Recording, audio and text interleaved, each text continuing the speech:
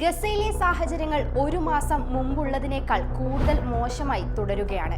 ഗസയ്ക്ക് അടിയന്തര സഹായം എത്തിക്കാൻ US നൽകിയ 30 ദിവസത്തെ സമയപരിധി അവസാനിച്ചിട്ടും സഹായം ഇസ്രായേൽ തടയുന്നതായുള്ള റിപ്പോർട്ട് ഞെട്ടലോടെയാണ് പുറത്തുവരുന്നത്.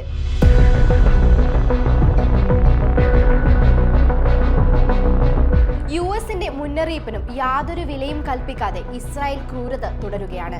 ഇസ്രായേൽ നടപടി സ്വീകരിച്ചില്ലെങ്കിൽ സൈനിക സഹായം പിൻവലിക്കുമെന്നാണ് യുഎസിന്റെ മുന്നറിയിപ്പ്. യുഎസിന്റെ 19 നിർദ്ദേശങ്ങളിൽ 4 എണ്ണം മാത്രമാണ് ഭാഗികമായി ഇസ്രായേൽ പാലിച്ചതെന്ന് 8 അന്താരാഷ്ട്ര സന്നദ്ധ സംഘടനകൾ തയ്യാറാക്കിയ റിപ്പോർട്ടിൽ വ്യക്തമാക്കുന്നു. Anera, CARE, Med Global, Mercy Corps, Norwegian Refugee Council, Oxfam Refugees International, Save the Children എന്നിവർ ചേർന്നാണ് റിപ്പോർട്ട് തയ്യാറാക്കിയത്.